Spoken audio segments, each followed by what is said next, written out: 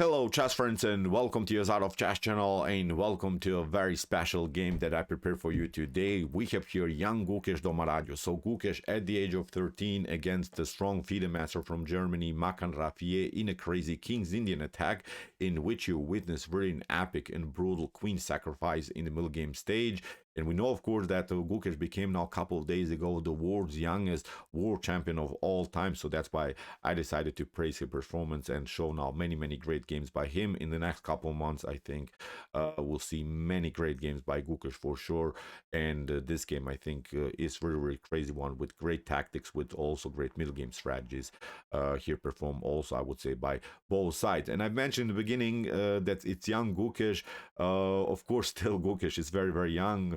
He became the world champion at the age of 18, which is very crazy. I still cannot somehow believe it, how he played in this World Chess Championship match. He was so calm, he was so composed.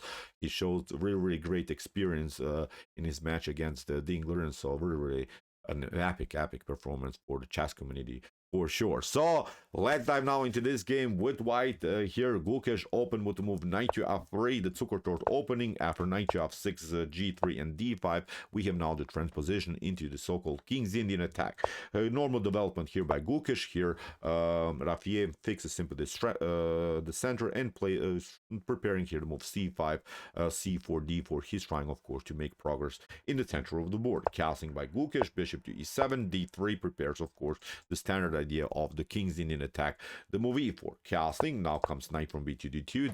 That supports, of course, this idea with e4, c5. Here Rafiee puts more pressure on the queen side, is of course expanding on the side where he has an advantage. We have now e4. Now comes this move that we have waited, and now knight to c6 here by Rafiee. Simply normal development. Rook to e1 supports, of course, for the center of the board, and now black continues, I think, with the correct plan, the expansion on the queen side. That's the side, as we mentioned, that black has a better situation, and now he's trying here to push the pawns further. e5 by Gukesh fixes now the center of the board and creates now a space advantage here for white. Now after move knight to d7 that Rafiee played, we see now that Gukesh has now the only chance to make something in this position is to attack this side of the board, to attack here black's king. Of course, white should not do anything here so far, at least not in this early stage of the game, because you don't want to weaken the structure too much. So that's why Gukesh is waiting here and is trying to play moves like h4, h5, maybe if the position allows it, also g4, g5, simply attacking the king side. You don't have here from white's perspective anything else. So knight to f1, we have now queen to c7, and now bishop to f4, supporting simply the main advantage in white's position, the progressive e5 pawn. Bishop to b7, and now comes the standard King's Indian attack idea with the move h4. We have rook from f to c8. Here Rafiee, I think, plays a very nice defensive approach.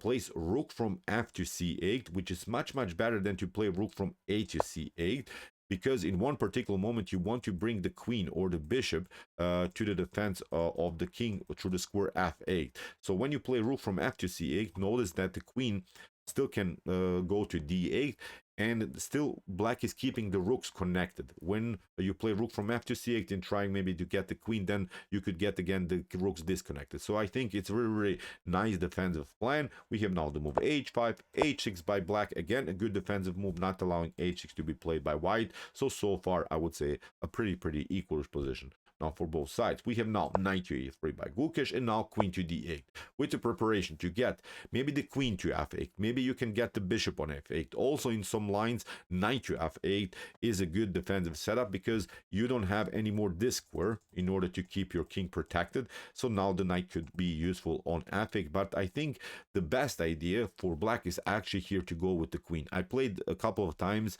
this position with the black pieces, and I always thought that bringing the queen on f8 is the best plan. Here after move c4 that Gukesh now tried, as I mentioned, he should probably not touch too many things here on the queen side, because he should wait black to attack. But I think c4 clears the situation a little bit here, although maybe the better choice is to play a4, then after b4 you stopped somehow black's progress here on this side of the board, or you shouldn't even maybe do anything on this side of the board. You can try maybe knight to g4, going for this idea, queen to d2, and then maybe to try to sacrifice something here around the square h6. This is also, I would say, a pretty nasty attack that you could prepare here with the white piece. But okay, many options. c4 still, I would say, in equal position, because Gukesh searched now for clarification on the queen side, because black is coming with his pawns. Here in the continuation, Rafiee took now. We have now d takes c4, and now after move d4, we have now this position in which black has now the supported pass pawn, which in a potential endgame means if we reach now the fully endgame stage, black should be better. But of course, still it's a far away story from fully endgame stage. Now, first of all, black has to defend his position or around his king. So far, white has an attacking chance. But if white doesn't make anything out of this attack, then I think in a potential endgame with the supported pass pawn, here black could be better. So after move d4, knight to g4. Now Gukesh goes for the attack. He's preparing now to sacrifice something. Bishop to h6, knight to h6 is possible, queen to d2, and the position is becoming very beautiful and tactical. And now bishop to f8. Although, as I said, in my opinion, here the best way is to bring the queen on f8, simply supporting the pawn on h6, getting the queen also in front of the king, and then you're trying to do something on this side of the board, maybe even go for the knight to b4 move, d3 and similar stuff. Black has great chances on this side of the board, but I think really that the queen should be the main defender of black's king. But still, after bishop to f8, nothing is lost. Again, I would mention here pretty equal position. If nothing complicated happens, black can defend his position also with the move bishop to f8. But okay, here Gukesh continues now with knight to d2. Good reposition of the knight. He's now trying to use this knight through the square e4. And now comes maybe the tiny little first critical moment of the game. Here, Rafiee plays, I would say, an unprincipled move, rook from c to b8.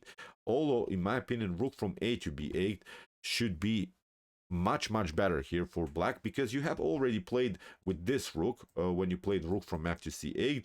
Now I think you can use this rook and have an attack on this side of the board. This rook is very useful. Maybe if something clears, then we could maybe push this pawn here on this side of the board. So now tiny little maybe unprincipled move here by Rafiee, playing rook from c to b8, and now this rook is still stuck here on the starting square on a8. Here Gukesh continues now with knight to e4, knight to e7. Good move again here by Rafiee, good defensive move. He's trying to get the knight on f5.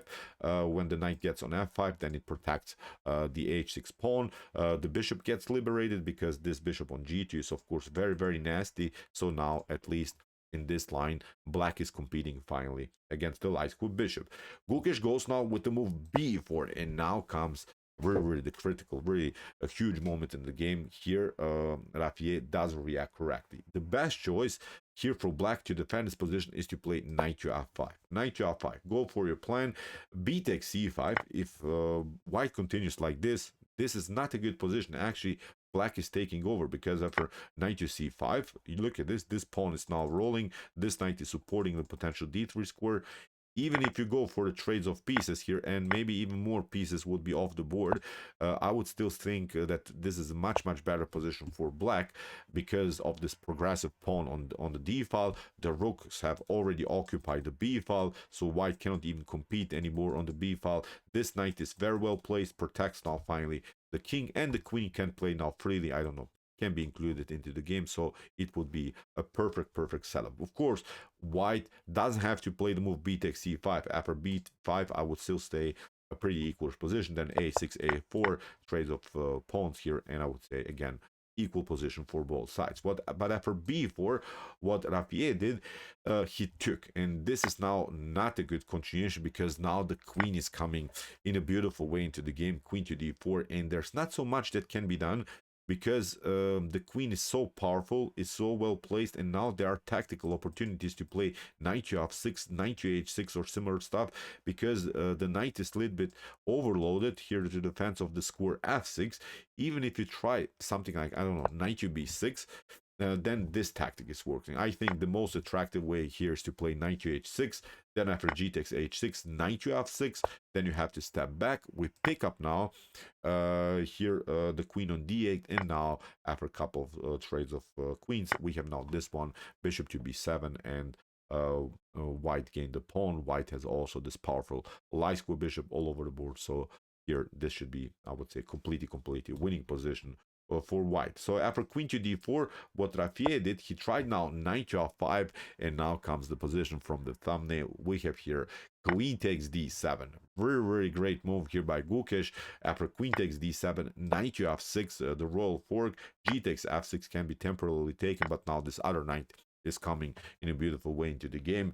King to g7, knight takes d7, attacks the rook. Rafiee takes now the bishop, but now knight takes b8, bishop to f3, and now Gukesh is also getting out of this mess, gets now the knight back into the game, and is having now a situation where white is up the exchange. And the good part for Gukesh is now that the queens are off the board, because if the queens would be still on the board, then black could attack the light square problems that after trades of bishops here white obviously has. So it's really tough to defend now this position when the queens would be off the board. But without the queens, it's not so complicated now to play the game. White is up the exchange, has now still this passer on the c file, so I would say again a much better position, maybe completely winning here for white. Bishop to e7, we have now bishop to e3, rook to c8, rook from a to c1, and now knight takes e3. F takes e3 clears now also the square for the king. The king can be now very active and attack the bishop on f2. Bishop to c6, and now comes maybe the first tiny little inaccuracy here by Gukesh. He played now knight to f6, which was a little bit unnecessary because he actually didn't have to lose this pawn after e takes f6. The better choice is to simply support your knight, and even if rook to d8 happens, now you can play knight to f6, because if rook to d1 happens, rook takes d1, bishop to f6, e takes f6, and now king to f6, then the rook is coming into the game, and white would left now to have a clarified situation where the pieces are off the board, where there are no further complications, and now with this passer on the c file and this king out of game, this is completely winning. So after rook from e to d1 that Gukesh should have played, then rook to d8, and then you play knight to f6. Black has to again step back, and now you can support this knight, and you don't have to lose your e pawn, which is now, as I said, tiny little inaccuracy here. Immediately to play knight to f6 here by Gukesh. Here Rafiee took e takes f6, and now king to f6. Is leading now in this situation, which again white is much better, but as I said, really unnecessary loss of a pawn here by Gukesh. Okay, king to f2, rook to g8, rook to d1, rook to g5, and now rook to d6. Great counterplay here by Gukesh, because Rafiee wants to take the pawn and maybe get its rook on a very active rank, of course, on the second rank. Rook to c5, we have now g4, Gukesh supports it, and now a5. Here, a5 is a little bit too rushed. Maybe it was better to improve the position of the king, at least get an attack against the rook, then after something like, I don't know, rook to d1, rook to c4, and look at this position can be maybe played. But of course, rook to d4 can be played, and again, white should be better, but at least the king is now better on a better position, so this was maybe the way to go. But a5 is a little bit too rushed, because now Gukesh goes behind. Now you see when the king was on e7, Gukesh would not have this move, and now Gukesh can also go for the h6 weakness here on the edge of the board. We have now bishop to d5, now comes rook to g8. Great move by Gukesh, because you cannot actually take the pawn on c4 because of this tactic. g5, h takes g5 leads now into this line, rook to f5, and now we go here. You're trying maybe to get the rook closer. Now the pawn is marching, so it's not working in this particular position. Let's go back. You cannot, of course, pick it up with the rook, because rook takes g5, h takes g5, rook takes c4. The rook is a little bit overloaded to the defense of the bishop, and also to cover the square g5. So that's why rook to g8. Good counterattack here by Gukesh. Bishop to e4, and now king to e2, not allowing bishop to d3 to happen here. For Rafiee, we have now king to e7, king to f2, now king to f6, king to e2, and now king to e7, king to d2, king to f6, and now finally this attacking idea that we have discussed. G5, good move here by Gukesh. Even if you try, I don't know, rook to G5, then this idea is coming. Rook to F1, you can just cover maybe with the bishop, but again, the position gets clarified, which is good here for white with the situation where we have up the exchange. King to G5 can be played, and now you just push the pawn, you just go with your rook here, and of course this pawn is rolling. Game over. Here for black, after move G5, that's why H6 G5, but now H6 here by Gukesh, simply pushing the pawn further, and now bishop to H7. Rafiee makes now another blunder, although in any lines I would say this is winning for white. Even if you try, I don't know, king to E7, then we play rook to H1, go simply behind this pawn, you can pick up this one, and now okay, black can have his fun maybe with one check, and black can of course pick up this one, but I still think with these two rooks we'll simply go behind, pick up all of the pawns, and again it's game over here for white. For black, white is close enough with the king, so nothing dramatic can happen here for white for sure. But bishop to H7 leads now into just a faster win, because after rook to F1 here in this particular position, Rafiee immediately resigned. What's the issue? After king to E7, we can attack the piece, and now after rook to F5, rook to F5, sorry, this is not working. After rook to G7, here you just push the pawn, obviously, and then after bishop to H7, we can pick up this one, and again, it's a winning position here for white. So now in this scenario, we saw in the previous one that maybe Rafiee could have played, at least he took this pawn, at least he had an attack against this pawn, but now with the whole rook up, of course, this is completely winning position here for Gukesh. But okay, let's go again to this critical moment of this game where Gukesh played this amazing queen sacrifice on d7, very amazing stuff. He noticed that the rook was somehow also overloaded to the defense of the bishop, that the weak square on f6 is somehow a position that we can attack. So very brilliant tactic by the 13-year-old Gukesh Domaradio. So okay, I hope that you enjoyed this game. I really enjoyed it a lot. Interesting stuff here by Gukesh for sure. If you want to see, of course, his World Championships games against England, here are some couple of games that we have analyzed, which were really great. Check them out. They were really brilliant by the world's youngest world champion of all time. And okay, if you like this content, of course, don't forget to hit the subscribe button. See you soon with some more videos. And what do we say in the end? Chess is the best, of course.